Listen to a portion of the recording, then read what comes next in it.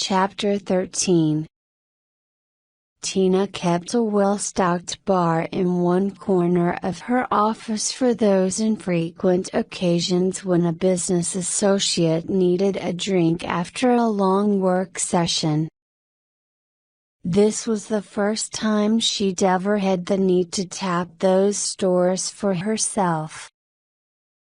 At her request, Elliot poured RS 233, my Martin, into 2 snifters and gave 1 glass to her.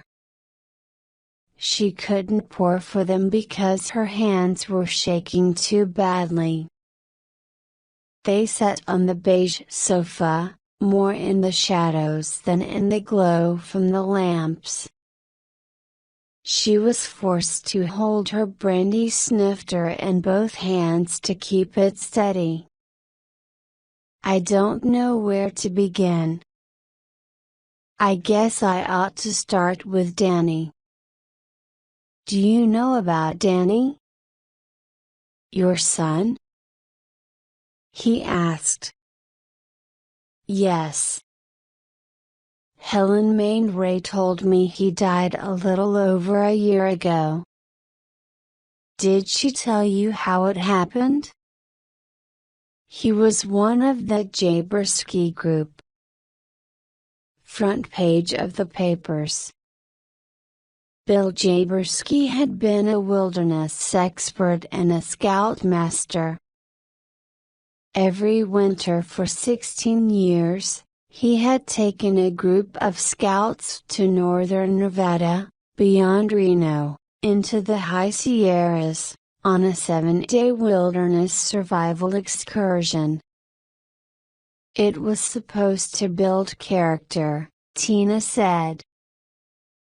And the boys competed hard all year for the chance to be one of those selected to go on the trip. It was supposed to be perfectly safe. Bill Jaberski was supposed to be one of the 10 top winter survival experts in the country. That's what everyone said. And the other adult who went along, Tom Lincoln, he was supposed to be almost as good as Bill. Supposed to be? Her voice had grown thin and bitter. I believed them, thought it was safe. You can't blame yourself for that. All those years they'd taken kids into the mountains, nobody was even scratched. Tina swallowed some cognac. It was hot in her throat, but it didn't burn away the chill at the center of her.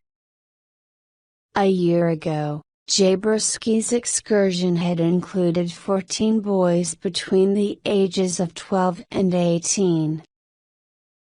All of them were top-notch scouts, and all of them died along with Jaberski and Tom Lincoln.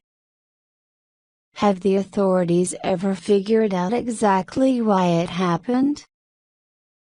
Elliot asked. Not why. They never will. All they know is how? The group went into the mountains in a 4-wheel drive minibus built for use on back roads in the winter. Huge tires. Chains. Even a snowplow on the front. They weren't supposed to go into the true heart of the wilderness. Just into the fringes. No one in his right mind would take boys as young as 12 into the deepest parts of the Sierras, no matter how well prepared, supplied, and trained they were, no matter how strong, no matter how many big brothers were there to look out for them. Jaberski had intended to drive the minibus off the main highway, onto an old logging trail, if conditions permitted. From there they were going to hike for 3 days with snowshoes and backpacks, making a wide circle around the bus, coming back to it at the end of the week. They had the best wilderness clothing and the best downline sleeping bags, the best winter tents, plenty of charcoal and other heat sources, plenty of food, and 2 wilderness experts to guide them. Perfectly safe, everyone said. Absolutely, perfectly safe. So what the fuck went wrong? Tina could no longer sit still. She got up and began to pace, taking another swallow of cognac. Elliot said nothing. He seemed to know that she had to go through the whole story to get it off her mind. Something sure as hell went wrong, she said. Somehow, for some reason, they drove the bus more than 4 miles off the main highway, 4 miles off and a hell of a long way up, right up to the damn clouds. They drove up a steep, abandoned logging trail, a deteriorated dirt road so treacherous, so choked with snow, so icy that only a fool would have attempted to negotiate it anyway but on foot. The bus had run off the road. There were no guardrails in the wilderness, no wide shoulders at the roadside with gentle slopes beyond. The vehicle skidded, then dropped 100 feet straight onto rocks. The fuel tank exploded. The bus opened like a tin can and rolled another 100 feet into the trees. The kids. Everyone. Killed. The bitterness in her voice dismayed her because it revealed how little she had healed. Why? Why did a man like Bill Jaberski do something so stupid as that? Still sitting on the couch, Elliot shook his head and stared down at his cognac. She didn't expect him to answer. She wasn't actually asking the question of him. If she was asking anyone, she was asking God. Why? Jaberski was the best. The very best. He was so good that he could safely take young boys into the Sierras for 16 years, a challenge a lot of other winter survival experts wouldn't touch. Bill Jaberski was smart, tough, clever, and filled with respect for the danger in what he did. He wasn't foolhardy. Why would he do something so dumb, so reckless, as to drive that far along that road in those conditions? Elliot looked up at her. Kindness marked his eyes, a deep sympathy. You'll probably never learn the answer. I understand how hard it must been ever to know why. Hard, she said. Very hard. She returned to the couch. He took her glass out of her hand. It was empty. She didn't remember finishing her cognac. He went to the bar. No more for me, she said. I don't want to get drunk. Nonsense, he said. In your condition, throwing off all that nervous energy the way you are, 2 small brandies won't affect you in the slightest. he returned from the bar with more Rs 233, my Martin. This time she was able to hold the glass in one hand. Thank you, Elliot. Just don't ask for a mixed drink, he said. I'm the world's worst bartender. I can pour anything straight or over rice, but I can't even mix vodka and orange juice properly. I wasn't thanking you for the drink. I was thanking you for being a good listener. Most attorneys talk too much. For a moment, they sat in silence, sipping cognac. Tina was still tense, but she no longer felt cold inside. Elliot said, losing a child like that. Devastating. But it wasn't any recollection of your son that had you so upset when I walked in a little while ago. In a way it was. But something more.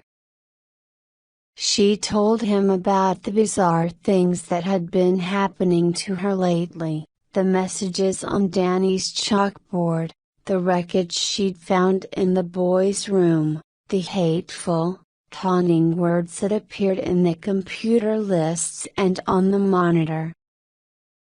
Elliot studied the printouts, and together they examined the computer in Angela's office. They plugged it in and tried to get it to repeat what it had done earlier, but they had no luck. The machine behaved exactly as it was meant to behave. Someone could have programmed it to spew out this stuff about Danny, Elliot said. But I don't see how he could make the terminal switch itself on. It happened, she said. I don't doubt you. I just don't understand. And the air. So cold. Could the temperature change have been subjective? Tina frowned. Are you asking me if I imagined it? You were frightened, but I'm sure I didn't imagine it. Angela felt the chill first, when she got the initial printout with those lines about Danny. It isn't likely Angela and I both just imagined it. True. He stared thoughtfully at the computer. Come on. Where? Back in your office.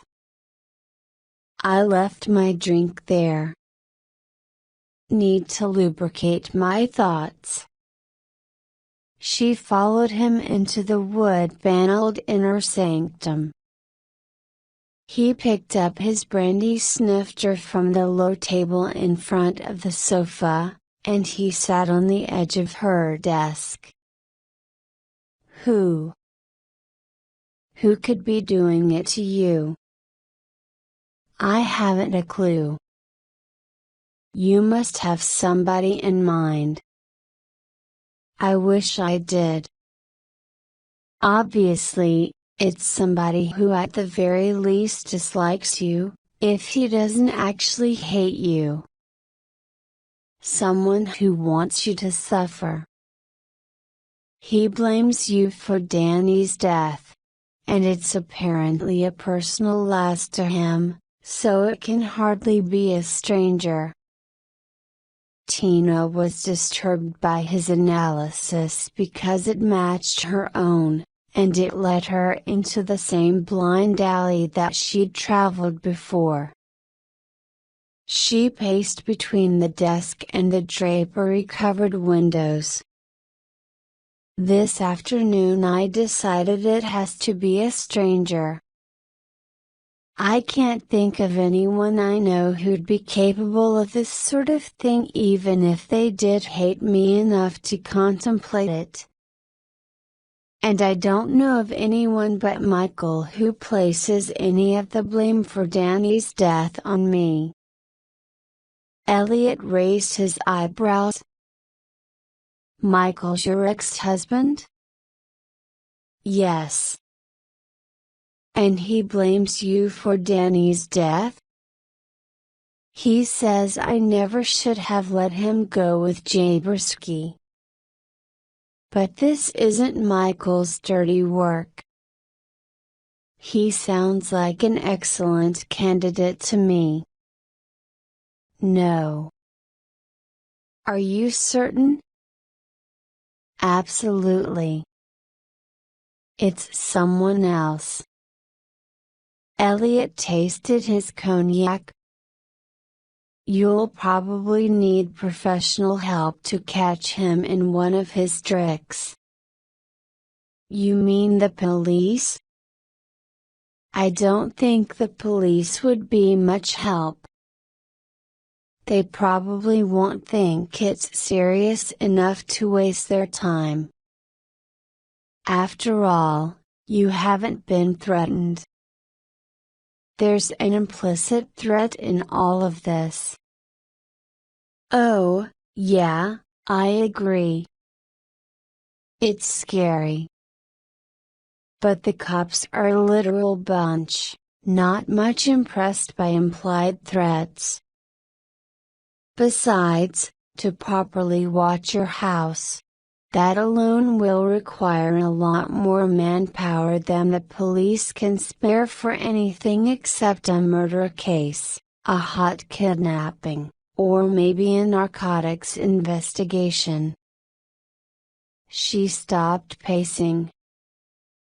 Then what did you mean when you said I'd probably need professional help to catch this creep? Private detectives. Isn't that melodramatic? He smiled sourly.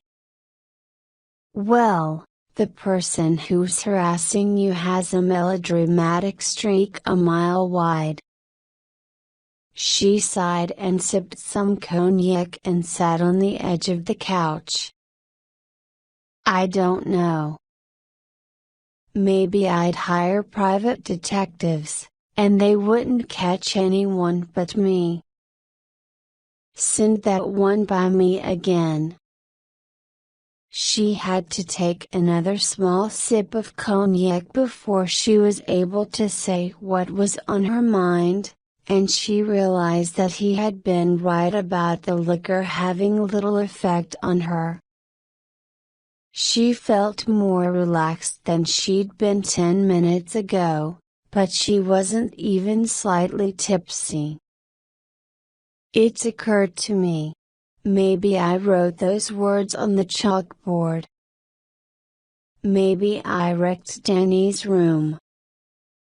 You've lost me. Could have done it in my sleep. That's ridiculous, Tina. Is it? I thought I'd begun to get over Danny's death back in September. I started sleeping well then. I didn't dwell on it when I was alone, like I'd done for so long. I thought I'd put the worst pain behind me. But a month ago I started dreaming about Danny again. The first week, it happened twice. The second week, 4 nights. And the past 2 weeks, I've dreamed about him every night without fail. The dreams get worse all the time.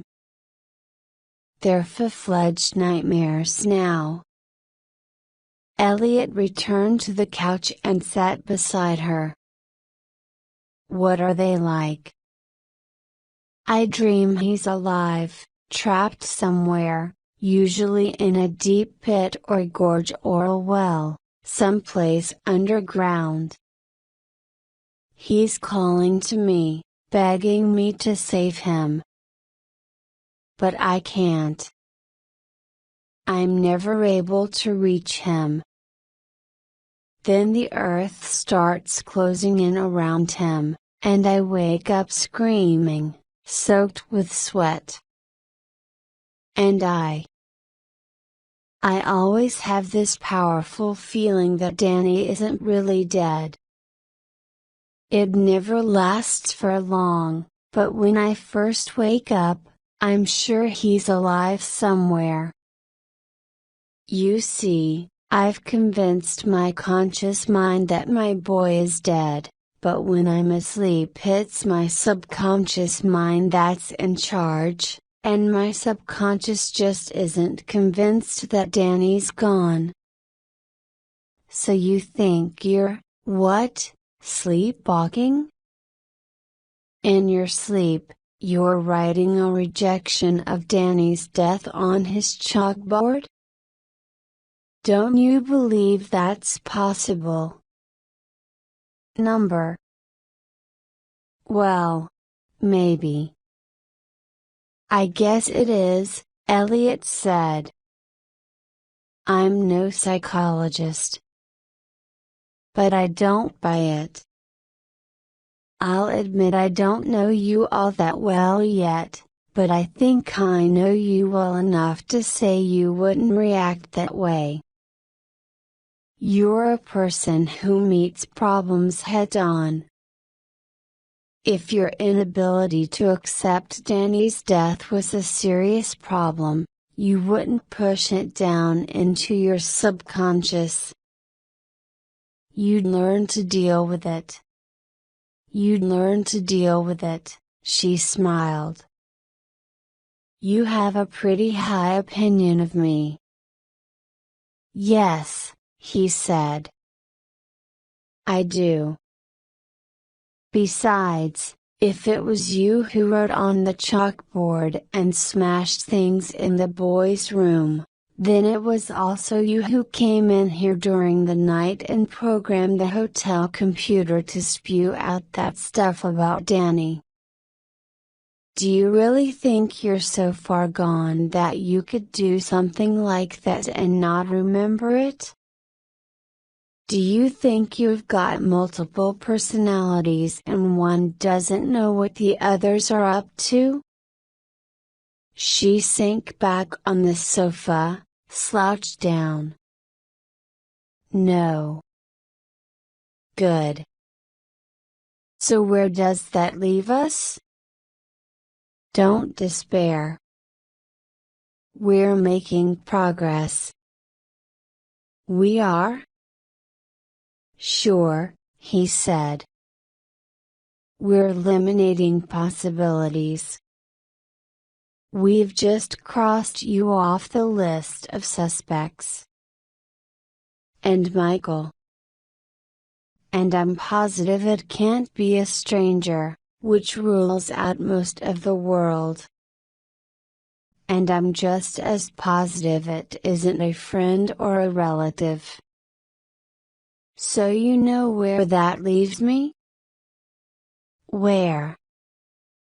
She leaned forward, put her brandy snifter on the table, and for a moment sat with her face in her hands.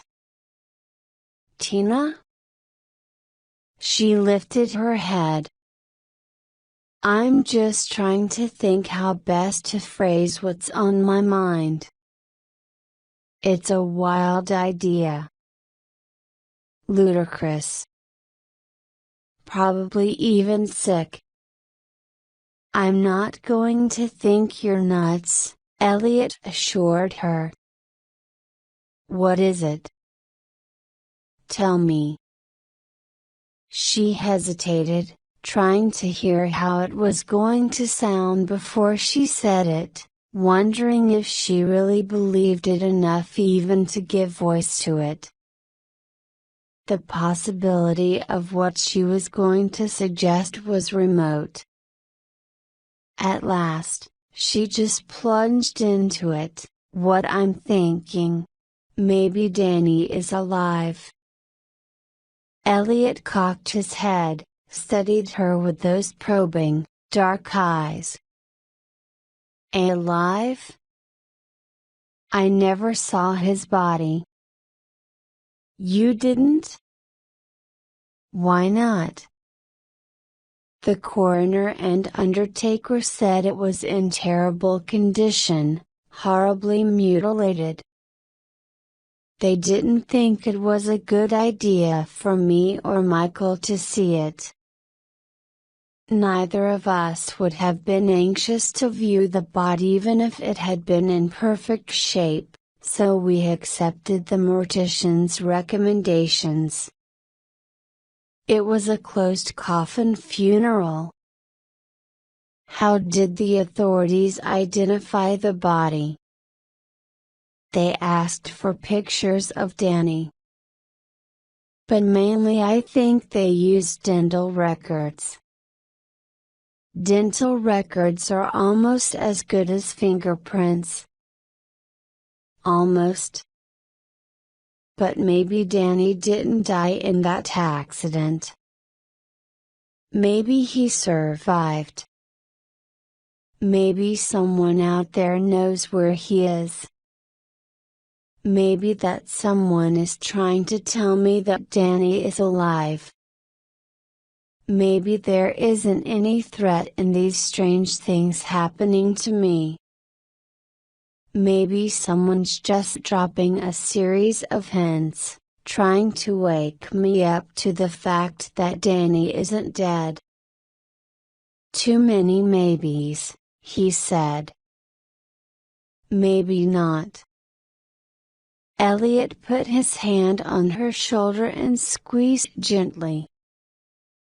Tina, you know this theory doesn't make sense. Danny is dead. See? You do think I'm crazy. Number. I think you're distraught, and that's understandable. Won't you even consider the possibility that he's alive? How could he be? I don't know. How could he have survived the accident you described? Elliot asked. I don't know. And where would he have been all this time if not in the grave? I don't know that, either. If he were alive, Elliot said patiently, someone would simply come and tell you. They wouldn't be this mysterious about it, would they? Maybe. Aware that her answer had disappointed him, she looked down at her hands, which were laced together so tightly that her knuckles were white. Elliot touched her face, turning it gently toward him. His beautiful, expressive eyes seemed to be filled with concern for her. Tina, you know there isn't any maybe about it. You know better than that. If Danny were alive, and if someone were trying to get that news to you, it wouldn't be done like this, not with all these dramatic hints. Am I right? Probably. Danny is gone. She said nothing. If you convince yourself he's alive, Elliot said, you're only setting yourself up for another fall. She stared deeply into his eyes. Eventually she sighed and nodded. You're right. Danny's gone. Yes, she said thinly. You're really convinced of that? Yes. Good. Tina got up from the couch, went to the window, and pulled open the drapes. She had a sudden urge to see the strip. After so much talk about death, she needed a glimpse of movement, action, life, and although the strip sometimes was grubby in the flat glare of the desert sun, the boulevard was always, day or night, bustling and filled with life. Now the early winter dusk settled over the city. In waves of dazzling color, millions of lights winked on in the enormous signs. Hundreds of cars progressed sluggishly through the busy street, taxi cabs starting in and out, recklessly seeking any small advantage. Crowds streamed along the sidewalks, on their way from this casino to that casino, from one lounge to another, from one show to the next. Tina turned to Elliot again. "You know what I want to do?" "What?" "Reopen the grave." "Have Danny's body exhumed?" "Yes." "I never saw him. That's why I'm having such a hard time accepting that he's gone. That's why I'm having nightmares. If I'd seen the body, then I'd have known for sure. I wouldn't be able to fantasize about Danny still being alive. But the condition of the corpse. I don't care," she said. Elliot frowned, not convinced of the wisdom of exhumation. "The body's in an airtight casket, but it'll be even more deteriorated now than it was a year ago when they recommended you not look at it. I've got to see." "You'd be letting yourself in for a horrible— That's the idea," she said quickly. "Shock. A powerful shock treatment that'll finally blow away all my lingering doubts. If I see Danny's remains, I won't be able to entertain any more doubts. The nightmares will stop. Perhaps. Or perhaps you'll wind up with even worse dreams." She shook her head. "Nothing could be worse than the ones I'm having now." "Of course," he said, "exhumation of the body won't answer the main question. It won't help you discover who's been harassing you." "It might," Tina said. "Whoever the creep is, whatever his motivations are, he's not well balanced. He's one sort of sickie or another. Right? Who knows what might make a person like that reveal himself? If he finds out there's going to be an exhumation, maybe he'll react strongly, give himself away. Anything's possible.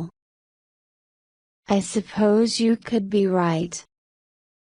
Anyway," she said, "even if reopening the grave doesn't help me find who's responsible for these sick jokes, or whatever the hell they are, at least it'll settle my mind about Danny. That'll improve my psychological condition for sure, and I'll be better able to deal with the creep, whoever he is. So it'll work out for the best either way." She returned from the window, sat on the couch again, beside Elliot. "I'll need an attorney to handle this, won't I?" "The exhumation?" "Yeah." Will you represent me? He didn't hesitate. Sure. How difficult will it be? Well, there's no urgent legal reason to have the body exhumed. I mean, there isn't any doubt about the cause of death, no court trial hinging on a new coroner's report. If that were the situation, we'd have the grave opened very quickly. But even so, this shouldn't be terribly difficult. I'll play up the mother suffering distress angle, and the court ought to be sympathetic. Have you ever handled anything like this before? In fact, I have, Elliot said. 5 years ago. This 8-year-old girl died unexpectedly of a congenital kidney disease.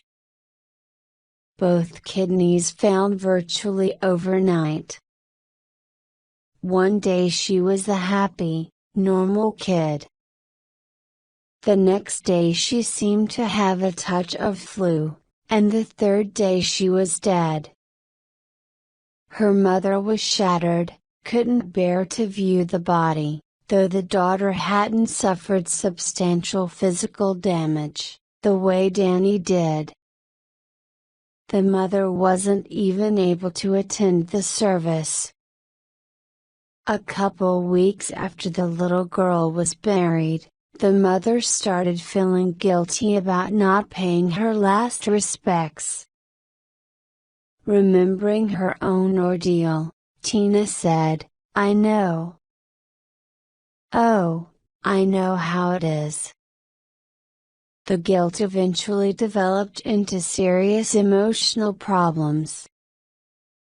Because the mother hadn't seen the body in the funeral home, she just couldn't bring herself to believe her daughter was really dead.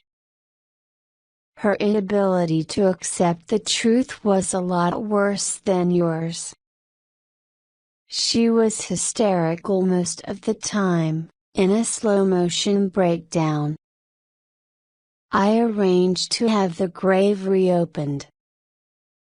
In the course of preparing the exhumation request for the authorities, I discovered that my client's reaction was typical.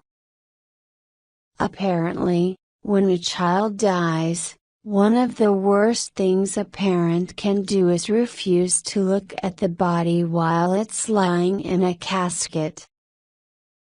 You need to spend time with the deceased, enough to accept that the body is never going to be animated again.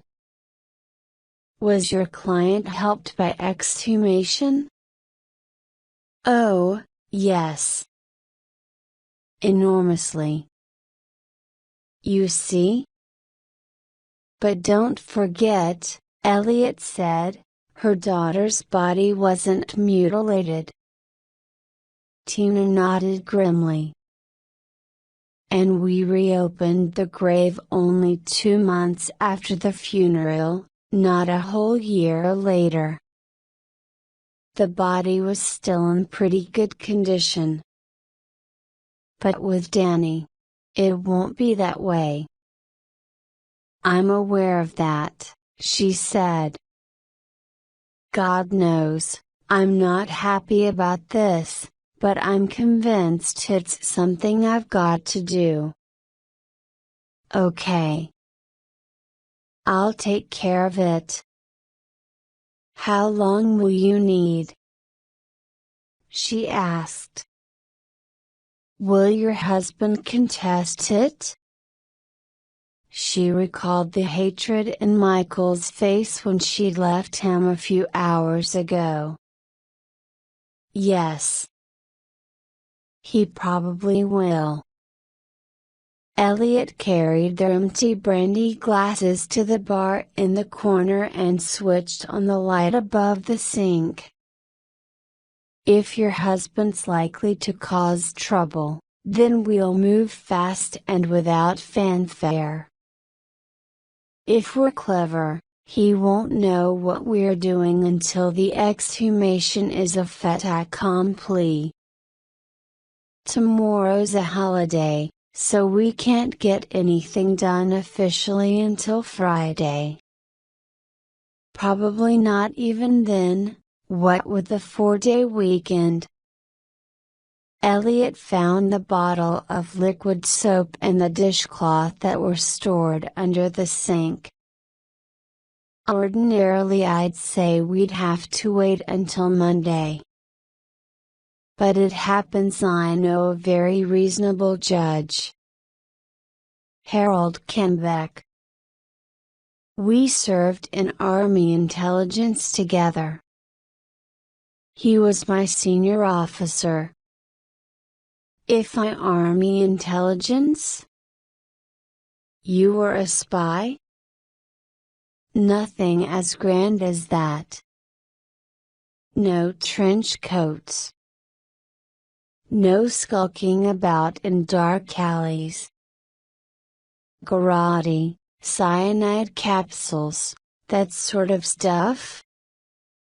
She asked. Well, I've had a lot of martial arts training.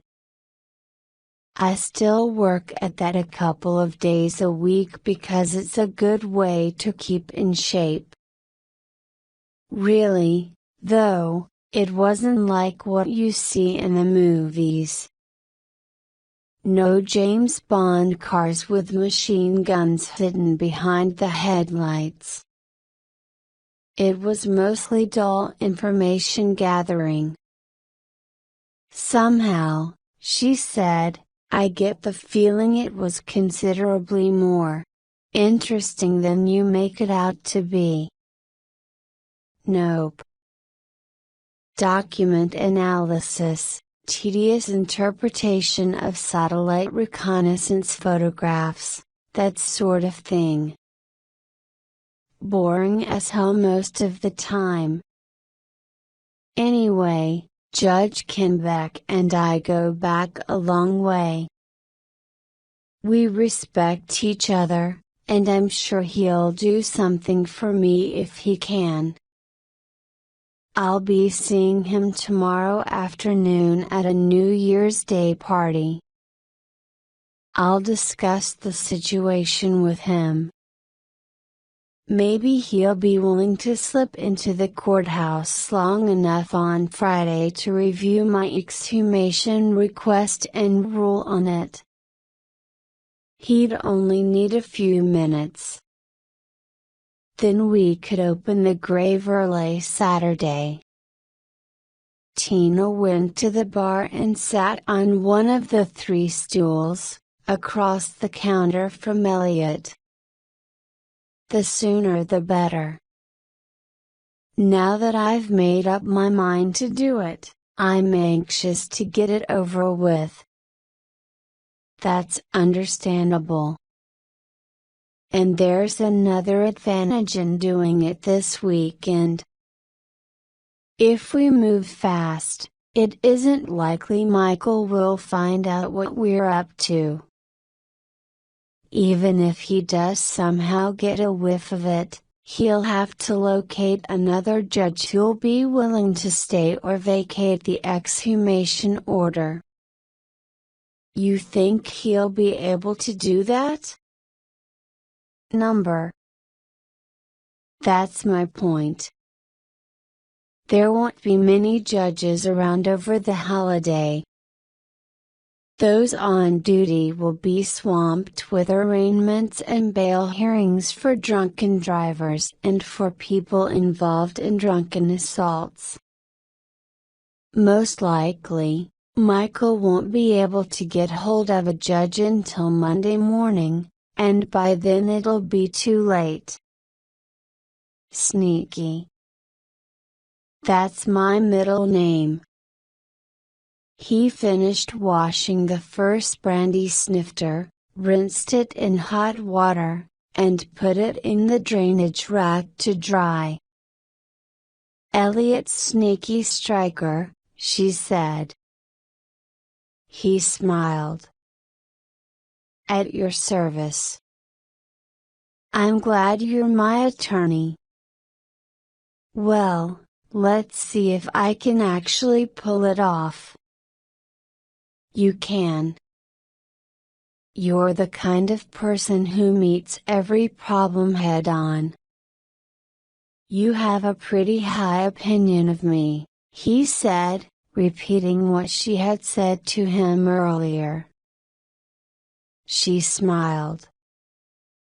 Yes, I do. All the talk about death and fear and madness and pain seemed to have taken place further back in the past than a mere few seconds ago.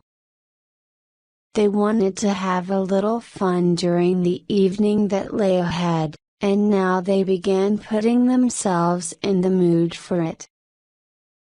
As Elliot rinsed the second snifter and placed it in the rack, Tina said, "You do that very well. But I don't wash windows. I like to see a man being domestic." Then you should see me cook. You cook? Like a dream. What's your best dish? Everything I make. Obviously, you don't make humble pie. Every great chef must be an egomaniac when it comes to his culinary art. He must be totally secure in his estimation of his talents if he is to function well in the kitchen. What if you cooked something for me, and I didn't like it? Then I'd eat your serving as well as mine. And what would I eat? Your heart out. After so many months of sorrow, how good it felt to be sharing an evening with an attractive and amusing man. Elliot put away the dishwashing liquid in the wet dishcloth. As he dried his hands on the towel, he said, "Why don't we forget about going out to dinner? Let me cook for you instead."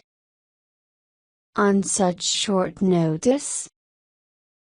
I don't need much time to plan a meal. I'm a whiz. Besides, you can help by doing the drudgery, like cleaning the vegetables and chopping the onions. I should go home and freshen up, she said. You're already too fresh for me. My car, you can drive it. Follow me to my place.